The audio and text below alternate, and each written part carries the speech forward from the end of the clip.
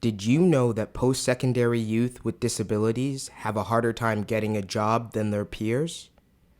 Let's help break down the barriers by taking the Youth Leadership Initiative survey at disabilityfoundation.org/YLI.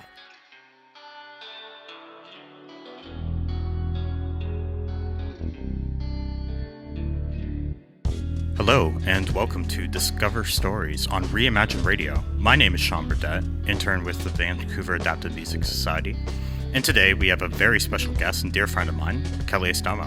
Kelly is a freelance musician and peer educator for the queer Asian community in affiliation with the Asian Community Aid Services in Toronto, Ontario.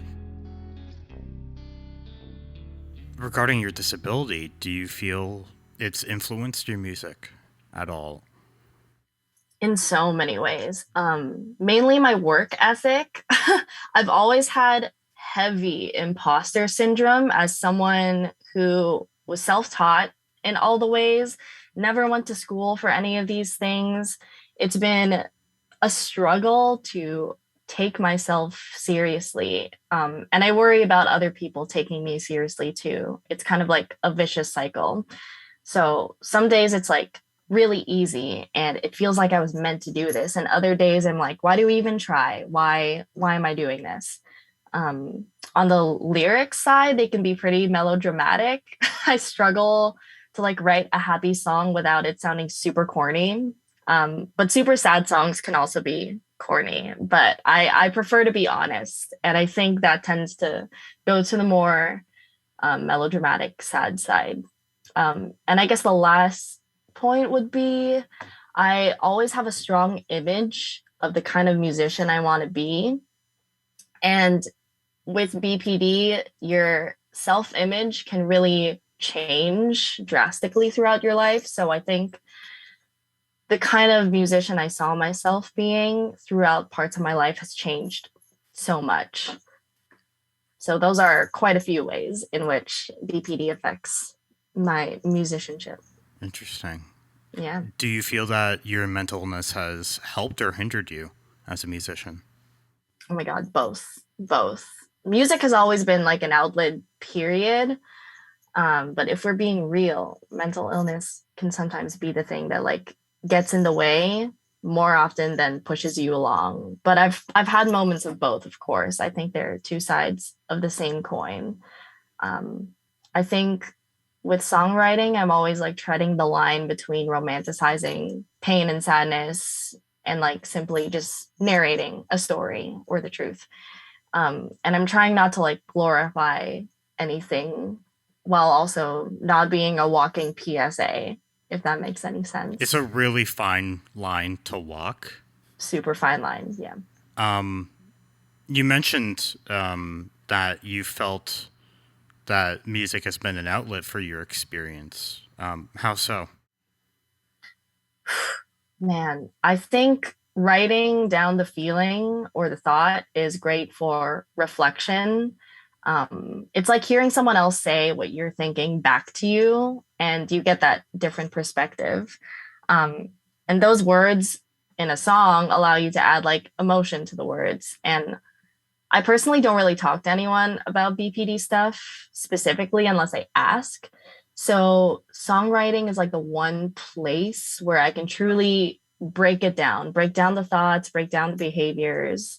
Um, Also, the act of singing itself is kind of like a really cathartic act. I can't really explain that part, but it just feels right when I sing. It's like a release. Absolutely. You mentioned just when you incorporating your experiences into your music. Are you or were you nervous to reference your experiences in your music, or do you filter what you reference, or are you a sort of like no holds bar, fully willing to expose everything about yourself and your music? Oh my God. I have to say, I do think about it for sure. I read and I watch a lot of interviews with like musicians I like. I love to learn their journey and their process. And I noticed a lot of them have said they start out writing for themselves, thinking it would never catch on and it would never be seen by the world. Um, and I feel like I write like that, but with the thought in my head that people are going to see this. Not in a way that like I'm only writing to get stuff out, but I always have this thought of like, what would my family think if they were to hear this, whether or not I put it out? It's kind of like a self judgment thing and self consciousness about what other people might think of what I'm saying. Cause sometimes it's really, really sad. So the most I would do is be vague or use a metaphor, but I can't write too vaguely or I can't pull from fiction. It's just not how I write. And I give into that more because it's just more natural and it's something I would like to hear as a listener. Interesting. So, then what are your thoughts on the portrayal of mental illness in music?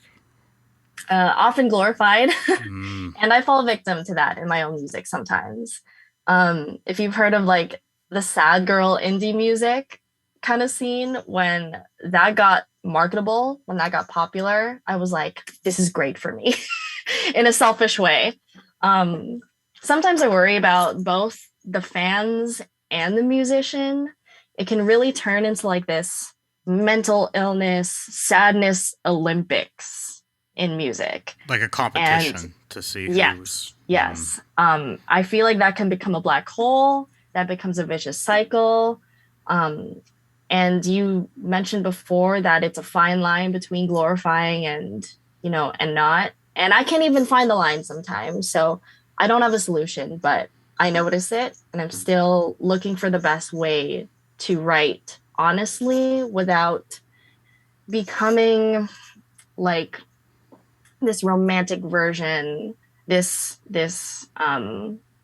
beautiful version of mental illness, if that makes any sense. No, absolutely. It's really insightful. I never thought of it that way before.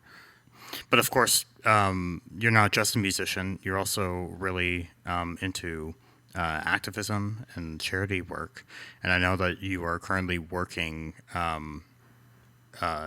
with the Queer Asian Youth program as part of the Asian Community Aid Society, or ACUS. Could you tell us a little bit more about your organization? Yeah, sure. So Asian Community Aid Services, they do a lot of nonprofit work around sexual education and harm reduction. And we are kind of a complement of that. Queer Asian youth or queer trans Asian youth, I'll just call it QTAE to shorten it. QTAE is an initiative by ACAS to give workshops and drop in events and to cultivate a community for queer Asian folks.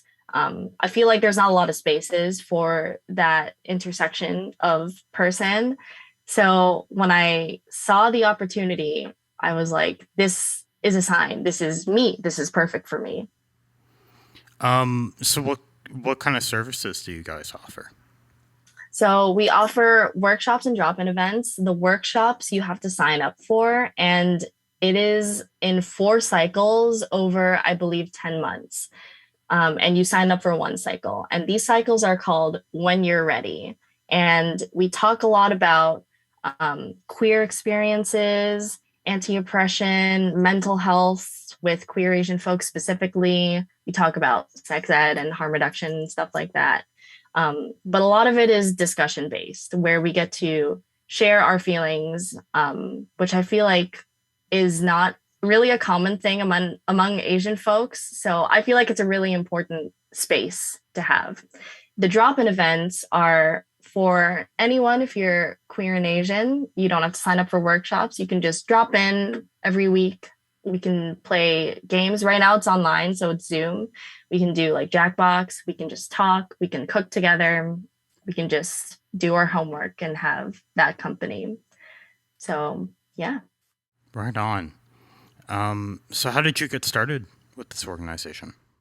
I had always followed the Instagram account, which I believe is Queer Asian Youth on Instagram. I had never signed up for a cycle before, but I always like watched to see, what things they were posting, what was happening. And then I believe a couple months ago, I saw a call for peer educators for the year. And I tried my shot at it. I was like, I'm looking for another job anyway. And even though this is contract, I missed working in nonprofit. I used to be a peer educator at St. Stephen's Community House in Kensington Market. So I had the experience. I have the lived in experience as well. So I thought to go for it. What does a peer educator entail? What does your job look like? So basically, you work in a team, or at least that's my experience being a peer educator. I have a team of five, including three other teammates, myself, and one like youth coordinator who's kind of like the one spearheading it all. And together we make our workshops and we facilitate them, which sounds easy, but it requires a lot of practicing, a lot of training for how to deal with certain situations that could be anything from what if a participant gets triggered by a certain thing, or what if technical issues happen? How do you delegate that? How do you work around that? Interesting. And it sounds like this is it's been a really rewarding experience for you. But I'm sure it's also a challenging one for you as well. What do you find to be the most challenging aspect of this line of work? It's really like, I don't want to say mentally draining because that has a negative connotation to it, but I feel like the best you can do as a peer educator is to put your whole honest self into it. And you have to really love it. You have to love what you're talking about. And it really comes across to participants when you really care about what you're talking about in your workshops. So with that comes, sharing your own stories, hearing other participant stories, which can be really heavy. Heavy topics are a huge thing when you're a peer educator, in my experience. So it can be really tolling.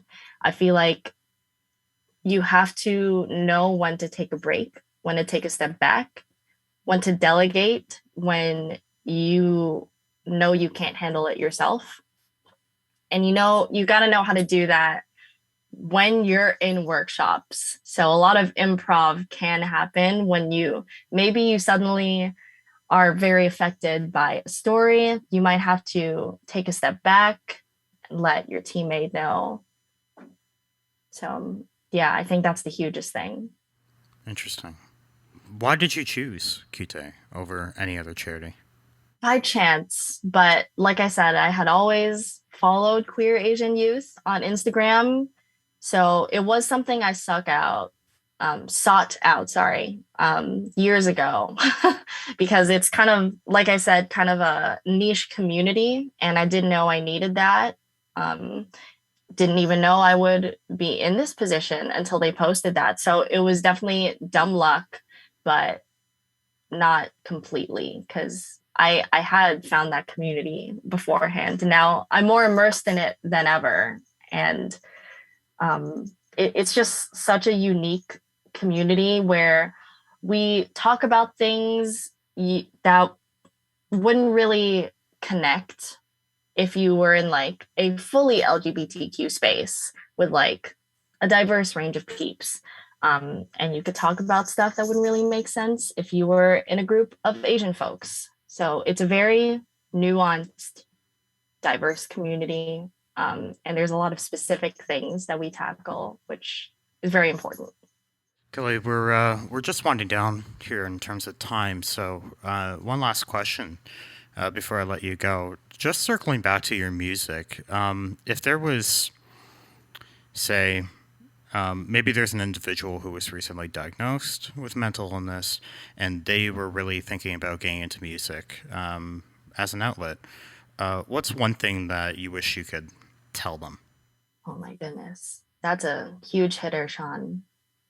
I, I want to let them know up front that they can do it, but I also want to tell them that it'll be hard. It'll be hard if you see music as like the only option, if you see music as a part of you, I can imagine and see that if an opportunity were to get taken away, it would be the hugest, most devastating setback. And I've experienced that before many times. But emphasis on the many times. I've come back to it every single time when I thought, I can't do this because of this. I've always found my way back to it. And if you find your way back to it, I think that's a sign of how resilient you are. Kelly, thank you so much. This has been a really superb experience for me. I've learned so much.